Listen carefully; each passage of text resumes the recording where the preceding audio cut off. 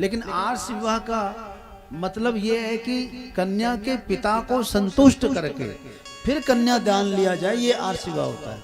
लेकिन इसमें भी कमी क्या है, उल्टा हो रहा है। आज कन्या के पिता वर के पिता को संतुष्ट करके कन्यादान करना, बदले में उसको संतुष्ट करने के लिए दहेज और दे रहे हैं। दहेज देकर विवाह तो कोई विवाह हमारे यहाँ है ही नहीं, हमारे यहाँ नहीं। कन्या के पिता को शुल्क देकर के कन्या का को लेकर विवाह किया जाए, इसका वर्णन तो है आर्ष विवाह में। एक गौ देना चाहिए कन्या के पिता को, उसके बदले में कन्या ले रहे हैं आप। लेकिन ये नहीं है कि कन्या का पिता दहेज दे, ऐसा कहीं वर्णन नहीं।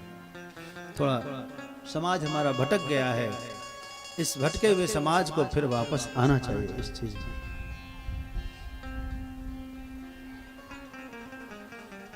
लोग कहते हैं ना कि भ्रष्टाचार, भ्रष्टाचार सब जगह है। आपकी बेटी या आपकी क्षमता जो है, आप उससे अधिक क्षमता वाले वर को ढूंढ रहे हैं, तो ऐसे में आप क्या करेंगे, देंगे ही उनको। तभी तो सरकारी नौकरी वाला चाहिए आपको, तो देना ही पड़ेगा। ये भी भ्रष्टाचार है।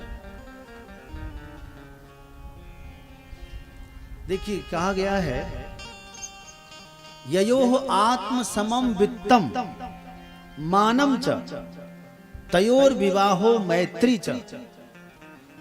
अपने समान धन वाला होना चाहिए पहली बात। दूसरा, अपने समान कुल वाला होना चाहिए। कुल तो मान सम्मान भी उसका समाज में उतना हो जितना आपका है। अपनी क्षमता देख लीजिए पहले आप। दूसरा, जितना धन आपके पास है उतना ही धन उनके पास है, तो ये बराबरी का रिश्ता है। यही रिश्ता बहुत अच्छी तरह से निभता है, क्योंकि इसमें दोनों एक दूसरे का आदर करते हैं।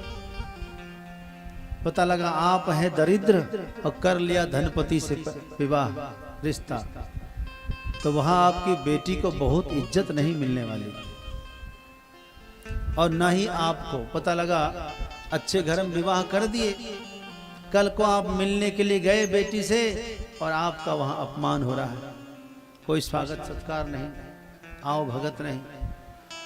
तो ऐसे संपत्ति को क्या करना है, ठोकर मार दो। क्या करना है सोचो।